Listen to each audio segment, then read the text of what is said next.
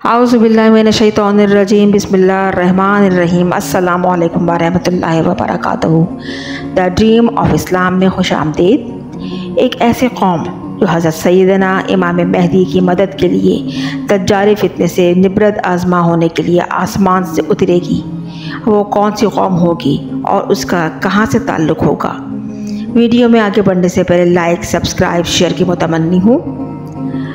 इस्लामी तारीख़ में याजूज माजूज का ज़िक्र एक इंतहाई खूनख्वार, फिसादी, लड़ाका और शर्र कौम की हैसियत से आया है, लेकिन आज हम जिस टॉपिक को कवर करने जा रहे हैं वो इस कौम के बारे में तस्करा और तबसरा करेंगे कि जिनके बारे में आपने शायद कम सुना होगा, और एक ऐसी कौम जिसने नबी आखिरुज़्ज़मान सल्लल्लाहु अलैहि वसल्लम के हाथ पर मेराज की रात को आसमानों पर इस्लाम कबूल किया था और दीन तालीमात हासिल की थी, लेकिन इनके बारे में कोई नहीं जानता कि ये कहाँ आबाद थे, कहाँ से आए थे, और इस कौम में सिर्फ मर्द ही क्यों थे, औरतें क्यों ना थीं, और बाहर से आने वाली इस कौम के साथ यह कौम क्या सलूक करती है।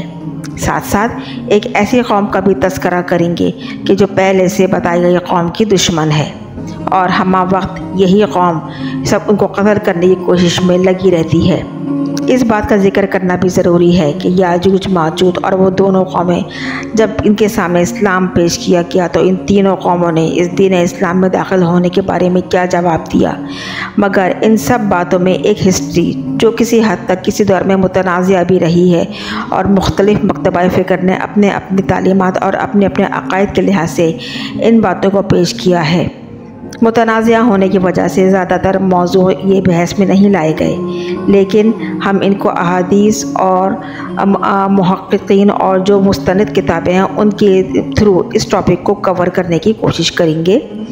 तिरमिज़ी की एक रिवायत है कि एक बार यहूदियों का एक गिरोह हुज़ूर पाक सल्लल्लाहु अलैहि वसल्लम के पास अपने कुछ सवालात लेकर आया। उन सवालात को लेकर आने का मकसद उनको हुज़ूर पाक सल्लल्लाहु अलैहि वसल्लम को उछालना था, उनकी तालीमात के बारे में मालूमात करना था कि आया क्या वह वाक़ई नबी आखिरुज़्ज़मान सल्लल्लाहु अलैहि वसल्लम है। उनमें से बहुत सारे सवालात थे, तो कुछ सवाल जैसे यहूदियों के सवाल नंबर 7 और 8 भी बहुत अजीब व गरीब थे, जिनका तस्करा यहाँ करना ज़रूरी है क्योंकि इनका ताल्लुक़ याजूज माजूज, दज्जाल और साथ इमाम महदी अलैहिस्सलाम से है। उन्होंने सवाल किया कि या रसूलुल्लाह सल्लल्लाहु अलैहि वसल्लम, ये बताइए कि क़ाफ़ का पहाड़ यानी कोह क़ाफ़ कहाँ वाक़ है और वहाँ तक पहुँचने के लिए क्या तरीक़ाकार होना चाहिए।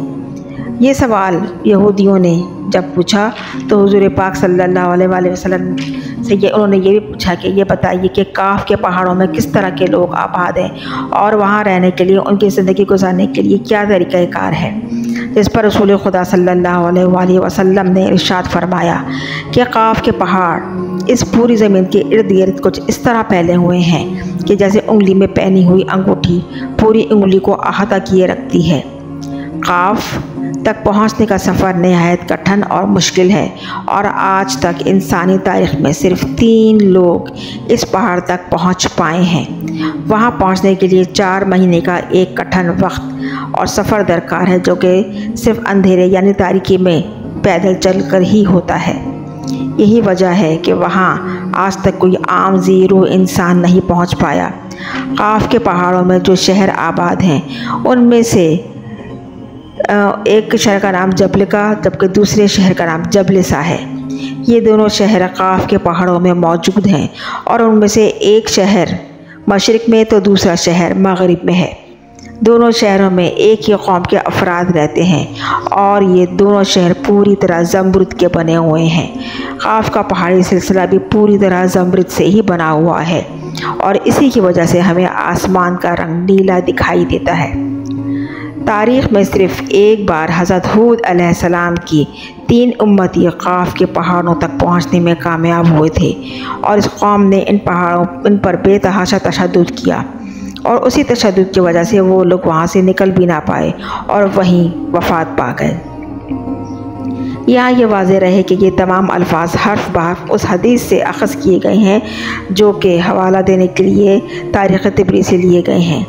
इस तरह एक और हदीस आले तिबरी में मिलती है कि रसूल पाक सल्लल्लाहु अलैहि वसल्लम को जब मेराज पर ले जाया गया तो हज़रत जिब्राईल अलैहिस्सलाम हुज़ूर पाक सल्लल्लाहु अलैहि वसल्लम को एक ऐसी कौम की तरफ ले गए जो नहायत ज़हीन कौम थी। इस कौम को नबी करीम सल्लल्लाहु अलैहि वसल्लम ने इस्लाम की दावत दी तो उन्होंने इस्लाम कबूल कर लिया। फिर नबी करीम सल्लल्लाहु अलैहि वसल्लम ने उन्हें दीनी अहकामात की तालीम दी जो कि उन्होंने उनको भी कबूल कर लिया। इसके बाद वो आगे रवाना हुए। ये वही कौम थी जो काफ के पहाड़ों पर जबलिका और जबलसा नामी शहरों में रिहायशी थी।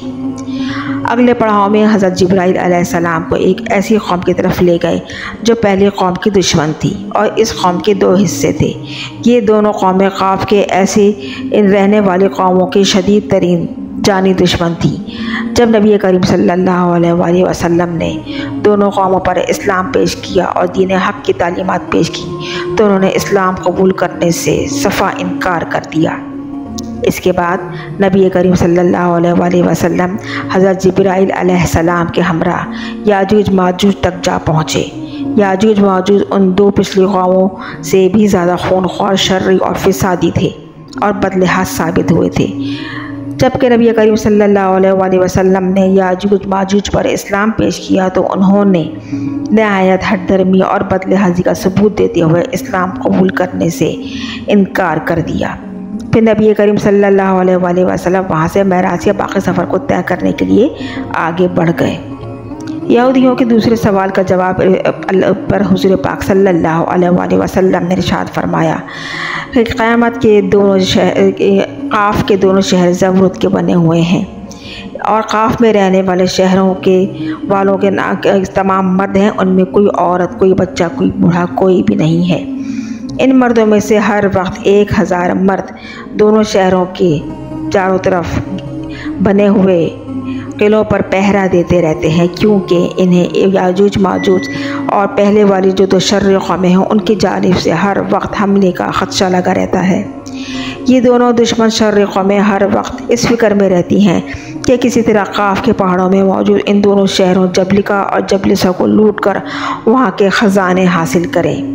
हुज़ूर पाक सल्लल्लाहु अलैहि वसल्लम का इरशाद करामी है कि जब मेरी औलाद यानी फ़ातिमा की औलाद में से इमाम मेहदी का ज़हूर होगा तो काफ के पहाड़ों में ही बसने वाले यही कौम इमाम मेहदी की मदद के लिए आएंगे और यही हज़रत इमाम मेहदी अलैहिस्सलाम की मदद के लिए ज़मीन पर उतरेंगे, जिनके बारे में कोई नहीं जानता होगा। हज़रत मेहदी अलैहिस्सलाम के लश्कर में शामिल होने वाली पहली कौम काफ के पहाड़ों पर रहने वाली होगी, जो काफ के पहाड़ों से ज़मीन पर उतरेगी। एक जगह इब्ने माजा में मुस्तनद हदीस है कि रसूल पाक सल्लल्लाहु अलैहि वसल्लम ने इरशाद फरमाया कि जब मलाहिम का दौर शुरू होगा तो अल्लाह तबारक ताला उठाएंगे एक लश्कर को या कौम को, और वो लश्कर निकलेंगे, वो कौम निकलेगी और वो इमाम मेहदी अलैहिस्सलाम की हुकूमत को जमाएंगे और कायम करेंगे और हम इमाम मेहदी अलैहिस्सलाम के मदद करेंगे। और हदीस में ये भी आया है कि इस्फहान से 70,000 यहूदी दज्जाल का साथ देने के लिए उठेंगे और जो इमाम मेहदी अलैहिस्सलाम के जो नासरीन और जो है उनके हिमायतीन और जो उनके मदद के लिए कौम होगी वो 313 अफराद पर मुश्तमिल होगी। अब अगर देखा जाए कि जज़ीरा नुमा अरब के ममालिक और मशरिक़ में कौन कौन से ममालिक हैं तो वहाँ ईरान, अफ़गानिस्तान और पाकिस्तान हैं, क्योंकि ये तय है कि इमाम मेहदी अलैहिस्सलाम की मदद के लिए जो कौमें उठेंगे वो लश्कर उठेगा वो मशरिक़ से उठेगा। अब अगर हदीस के मुताबिक देखा जाए तो हदीस में आया है कि खुरासान से फ़ौजें चलेंगी जो यरूशलेम को दोबारा हासिल करेंगी और फ़तह करेंगी। जैसे पहले माजी में यरूशलेम को खोया गया था, दोबारा और फिर दोबारा हासिल किया गया। वो कुर्द कौम सैयद सलाहुद्दीन अय्यूबी जो कुर्द थे, लेकिन अब जो लश्कर उठेगा वो खुरासान से उठेगा। हदीस के मुताबिक खुरासान से काले अलम लेकर चलने वाले लश्कर जिनके रुख को कोई मोड़ नहीं सकेगा, और जबकि वो गुरु यरूशलेम को फ़तह जब तक ना कर लें वो अपनी ही धुन में चलते रहेंगे। इसके बाद नाम आता है पाकिस्तान इंडिया का। यकीनन आप सब हैरान होंगे। तो इसके बारे में अर्ज़ है कि सुनोने अबू दाऊद में हदीस है कि रसूल खुदा सल्लल्लाहु अलैहि वसल्लम ने फरमाया कि हिंदुस्तान की तरफ से एक ठंडी हवा आई है, कारवां चलेंगे उनकी मदद के लिए, और वो अफ़गानिस्तान से होते हुए और ईरान से होते हुए यरूशलेम तक पहुंचेंगे। और इस वादी के दूर दराज से ये ठंडी हवा, ये कौन सी वादी है जनाब अली? ये वादी सिंध है। वादी सिंध सिर्फ पाकिस्तान का हिस्सा ही नहीं बल्कि अफ़गानिस्तान का पूरा मशरक़ी इलाक़ा इस मुहिम में शामिल होगा, क्योंकि तमाम दरिया जहलम, पंजाब के सारे दरिया और दरिया काबुल, सारे दरिया आके दरिया से मज़्ज़म होकर समंदर में गिरते हैं। तो आपने ये भी सुना होगा कि ये जंग, अब जो तीसरी आलमी जंग होगी वो पानी पर होगी, और तीसरी आलमी जंग इंडिया पाकिस्तान से शुरू होगी। तो यहाँ पर सिंध का तस्करा इसलिए है कि वादी के इस मुहिम में शामिल होंगे और ये मशरिक़ से लश्कर चलेंगे जो इमाम मेहदी की हुकूमत कायम करेंगे और खुरासान से स्याह परचम लेकर चलेंगे, यहाँ तक कि वो यरूशलेम से जाना मिलें। ये तो सब जानते कि इमाम मेहदी अलैहिस्सलाम हज़रत अली रज़ी अल्लाह ताला अन्हु और हज़रत फ़ातिमा रज़ी अल्लाह ताला अन्हु की नस्ल से होंगे। आप मदीना मुनव्वरा की पाक सरज़मीन पर पैदा होंगे, जिनका शुरुआती नाम मोहम्मद होगा।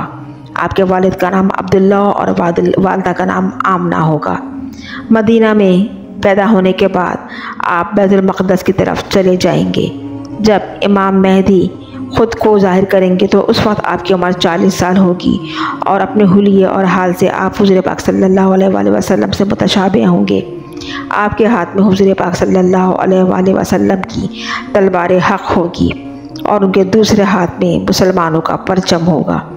इमाम मेहदी को दुनिया में अदल व इंसाफ का दर्स देंगे, और इमाम मेहदी अलैहिस्सलाम इस्लाम का सिक्का राइज करेंगे और पूरी अर्ज़ कायनात में एक अमन व आज़दी का इस्लाम को लेकर चलेंगे। और आपके दौरे हुकूमत के बारे में भी कई मुस्तनद रिवायतें और कोई मुतनाज़िया रिवायतें भी हैं, लेकिन जब मुस्तनद रिवायतों को अगर जमा किया जाए तो उससे ये नतीजा ख़ास निकलता है कि आपका दौरे हुकूमत 7 साल से 20 साल तक मुहीत होगा, और अर्ज़ कायनात में इस्लाम का दौर होगा। वो 7 से 20 साल की हुकूमत एक गोल्डन दौर होगा, जो कि क़यामत से पहले वो आखिरी इस्लाम की अज़मत और सरबुलंदी का दौर होगा। उसके बाद याजूज माजूज का दौर शुरू होगा, और फिर हज़रत ईसा अलैहिस्सलाम को ज़हूर होगा, और फिर आप बैतुल मक़द्दस में नज़ुल फरमाएंगे। ये रिवायात बताती है कि इमाम मेहदी अलैहिस्सलाम का दौर खुशहाली, दीन की आबियारी, अमन व अमान और दीन मोहम्मद सल्लल्लाहु अलैहि वसल्लम, दीन इस्लामिया के हक़ पर कायम रहने के पे कायम होगा। और आपका लश्कर वो सिर्फ 313 जैसा जंग बदर में थे हज़रत हुज़ूर पाक सल्लल्लाहु अलैहि वसल्लम के हामी, इस 313 पर हामियों पर मुश्तमिल होगा, जो पूरी अर्ज़ कायनात को इस्लाम की सरबुलंदी के लिए फ़तह कर लेंगे। ये थी हज़रत इमाम मेहदी अलैहिस्सलाम की आर्मी के मुतल्लिक़ कि ये कौन सी कौम होगी कि जहाँ वो उतरेगी, और वो कौन सी कौम होगी। इस तज़किरे का जो ज़िक्र है, इस वाक़े का ज़िक्र हज़रत ज़ुल्क़रनैन अलैहिस्सलाम की वाक़े में भी मिलता है कि वहाँ कौन सी कौमें आबाद थीं। जबलिसा और जबलिका में यही वही कौमें हैं जिन्होंने शब मेराज पे इस्लाम कबूल किया थे और हुज़ूर पाक सल्लल्लाहु अलैहि वसल्लम से बैत की थी, और यही वो कौम हज़रत इमाम मेहदी अलैहिस्सलाम की मदद के लिए आसमान से उतरेंगे और दीन हक़ की सरबुलंदी के लिए इमाम मेहदी अलैहिस्सलाम का साथ देंगे। फ़िलहाल मेरी नाक़िस मालूमात के थ्रू इतना ही। अगर वीडियो पसंद आए तो लाइक सब्सक्राइब ज़रूर कीजिएगा। शुक्रिया।